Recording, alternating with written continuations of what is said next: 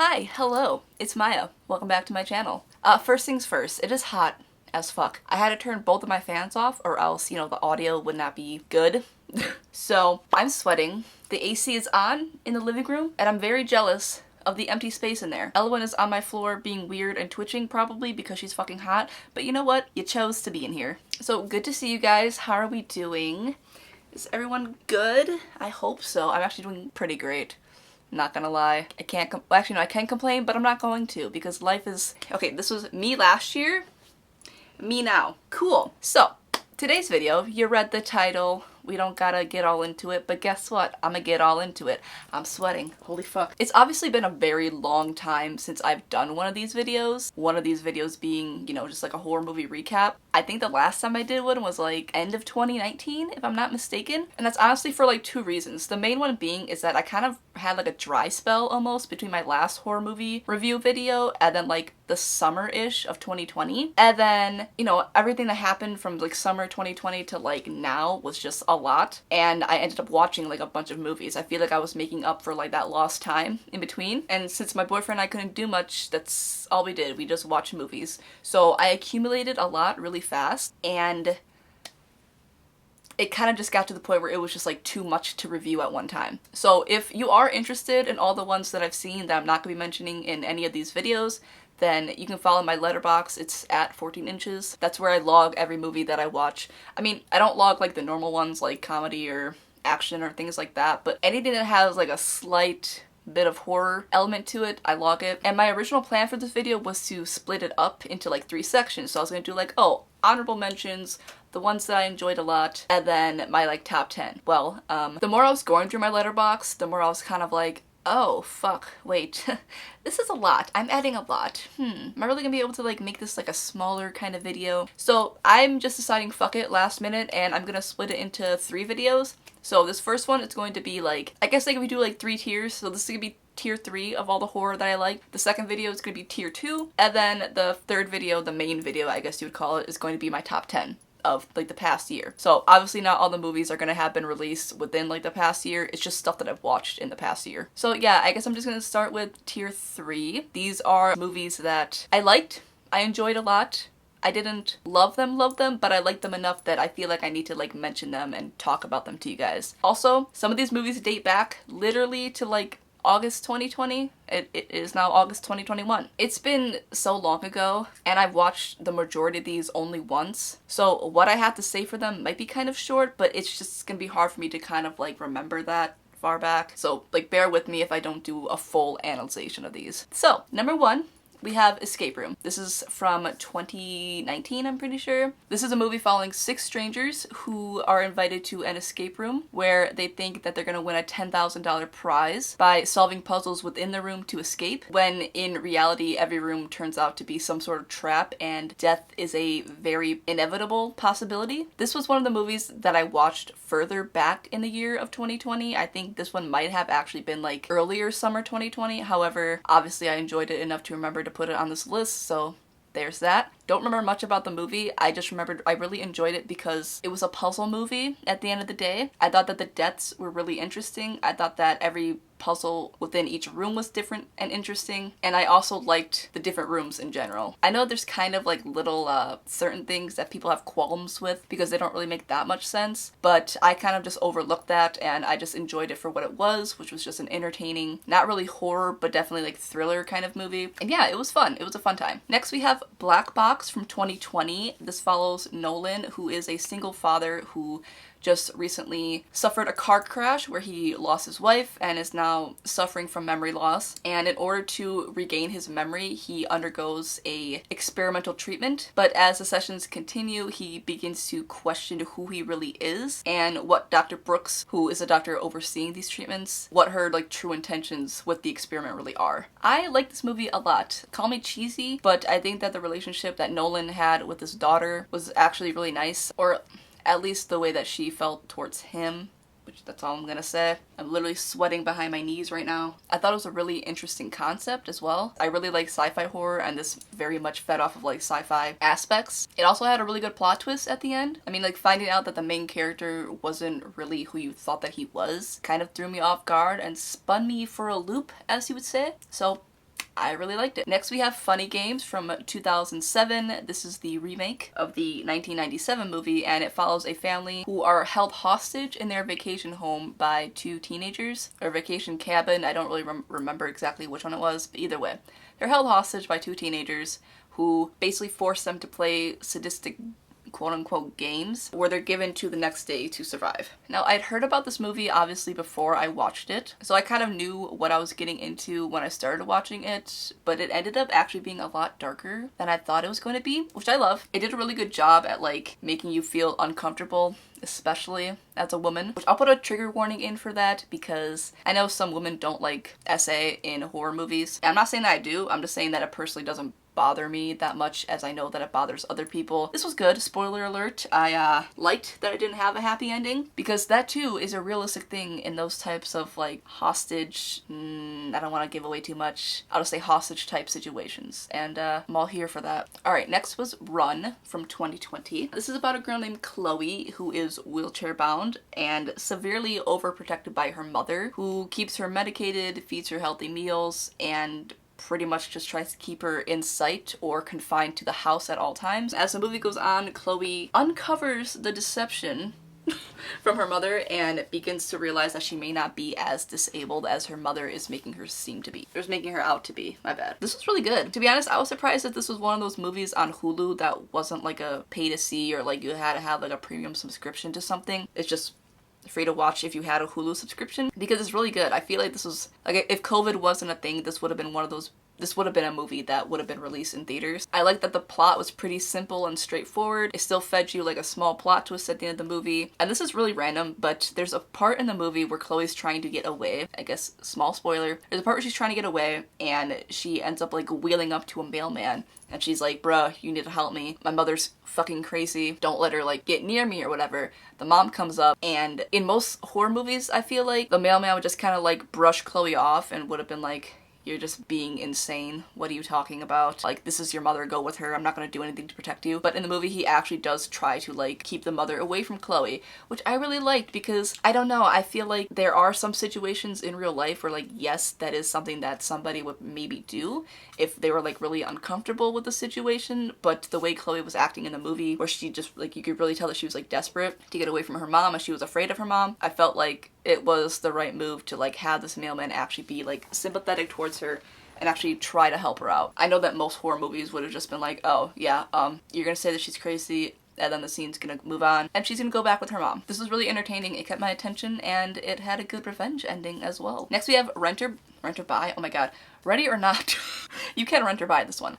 We have Ready or Not. This is from 2019. This is a comedy horror about a newlywed couple named Grace and Alex who spend their wedding night at Alex's very luxurious family mansion that his family has, because, you know, they're rich, whatever. And they have to partake in a traditional family game where essentially Grace must hide from her in-laws until, I think, dawn, as they hunt her down and try to kill her. This movie was a very fun watch. I'm gonna say this for a lot of like the more comedy movies, but yeah, it was really fun. I liked it a lot, actually. Classic comedy slasher horror. I love me a strong independent female lead. 10 out of 10 would watch again. Yeah, I mean the plot is pretty straightforward. There's really like nothing to hide there. Yeah, if you want to just go into it and watch something that's like pretty lighthearted. I mean, I guess like, you know, like blood and people dying isn't like that lighthearted, but you get what I'm saying. It's a good fun comedy horror. Moving along. Alright, we have the Fear Street series. I'm gonna lump all three of the little movies or whatever into one. This was obviously released on Netflix this year, just in like the past couple of months. There's 1994, 1978, and 1666.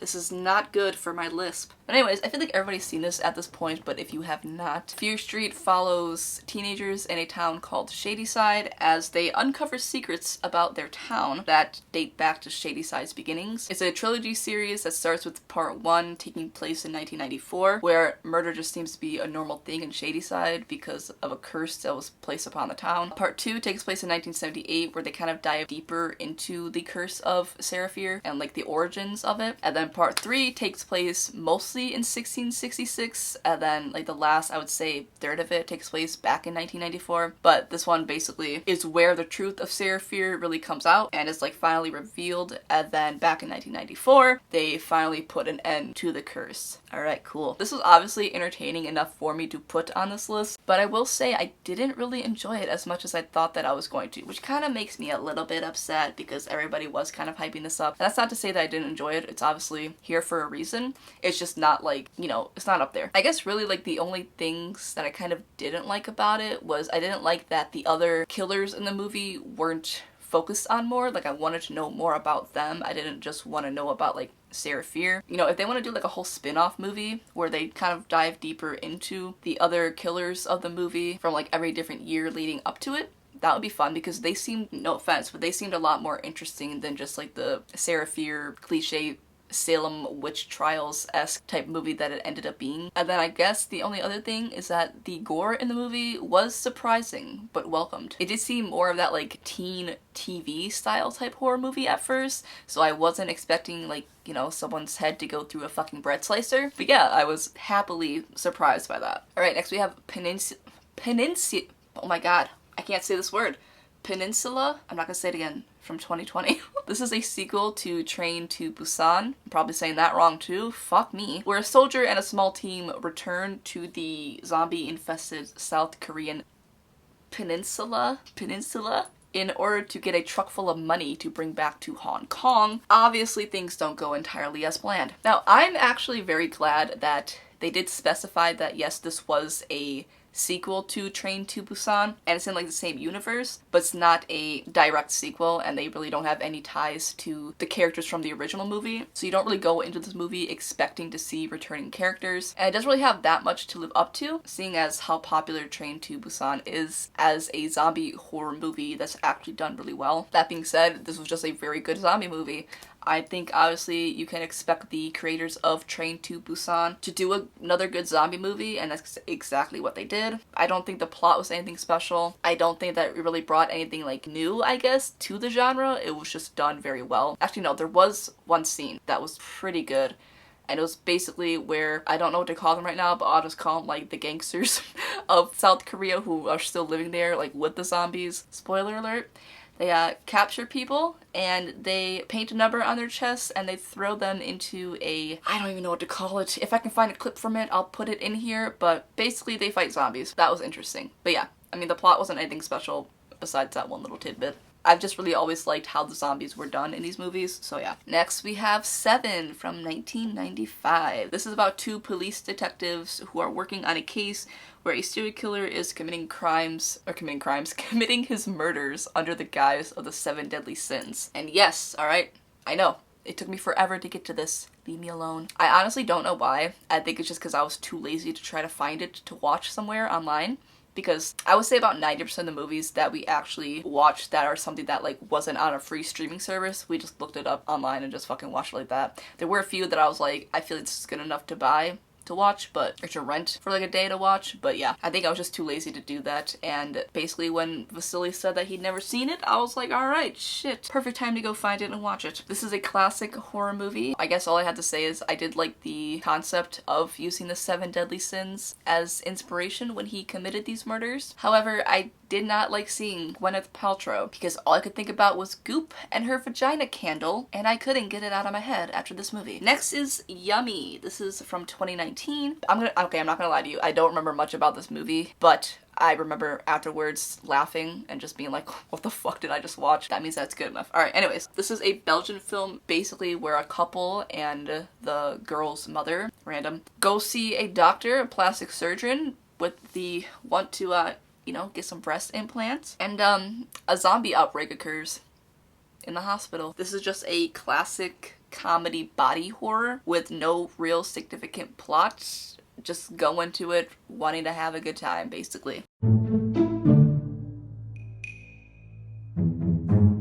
If you're just looking for something to watch to have fun, be grossed out with, you know, maybe have a few drinks with friends or your significant other, and watch some people get their bodies cut in half or torn in half. I don't remember. Next is Midsummer from 2019. This is about a girl who just lost her entire immediate family and her boyfriend that wants to break up with her because he's fragile. They travel to Sweden with some friends to attend a traditional midsummer festival, and we'll just say that the cult vibes are very real and very gross. Yeah, I love the art in this movie and the little hints that were within the art that are thrown in, which, I mean, obviously A24 does a very good job at hinting towards other things or things that are going to happen within the movie. Although it is focused on a lot of visual aspects of horror, like the drawn out scenes and the shock moments. In my opinion, it doesn't feel like it's trying too hard to be some sort of like artsy-fartsy type film. I think it's just very like straightforward. I don't think it's trying to be too over dramatic or cinematic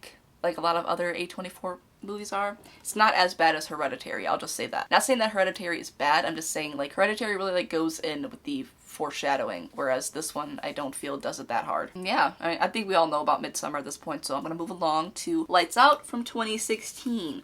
This is about a girl named Rebecca who returns to her childhood home to help with her brother, who says that their mother, who suffers from depression, has been talking to an invisible woman named Diana who can only be seen with the lights off. And Rebecca remembers Diana from her own childhood and makes some shocking discoveries. I'd actually always wanted to see this movie since trailers had come out for it, and I cannot believe it took me like 4 years to finally see it. I say 4 years because I watched it in 2020, so 2016, 2020, 4 years, cool. It lived up to my expectations. I think it's a pretty simple concept of just feeding off a very common fear, i.e. fear of the dark, but it's done well and it genuinely did scare me at some parts. The main thing is that I just liked how Diana moved when the lights were off and you could actually see her. I think it was really gross, and yeah, like I said, it was a simple concept but put a little spin on it and it's done well. There's a lot of like built up tension too between seeing her when the lights are off and then her disappearing when the lights turn on, and you know, we've all seen the flicking scenes, so yeah. Moving along, we have The Babysitter 2. This is the last movie on this list. You're welcome. This follows Cole 2 years after the first movie, where his babysitter comes back and he has to fight a whole new round of demonic forces yet again. This is another comedy horror that's just thrown into this list. If I remember correctly, I think I watched this before I saw the first one. That being said, I like this 1,000 times better than the first one. I don't know why. I do know why. I just thought it was funnier. I thought it was more entertaining, and it just made me laugh. Like I said, I don't really remember this one that much. Probably because I think I watched this movie when my boyfriend was living at his friend's apartment for a bit. It was a weird time. Pretty sure my cat just died and I was up for like 2 days at that point. Yeah, don't remember much about it. I do remember that I liked it. So I'm gonna drink some water because my throat is dry. We're gonna end the video here because my camera is dying and I need to do an outro really quick. If you liked this video, thank you. If you watched this far, thank you. If you didn't, then you're not gonna see this, but thank you. Hopefully I will have parts 2 and 3 up sometime soon. I don't really know when I'm gonna be able to film it because now I gotta charge this fucking battery. I thought I was gonna be able to film all these videos at once, but clearly that's not going to happen. So I don't know when I'm gonna be able to get to the second and third parts. I'm going to try my hardest, and I'm gonna promise you guys that's going to happen. So hold me to it, alright? Smack me across the face if you have to. Don't actually, though. That would suck. Okay, yeah, if you want, leave below some of your favorite horror movies that you watched this year or from the past year or whatever the fuck. Or don't leave a comment at all, alright? I'll take anything. Thank you so much for watching. Make sure to like and comment and subscribe. Follow me on my other social media, and I will see you guys in my next video. Bye. Y'all should hear how fucking squeaky this is.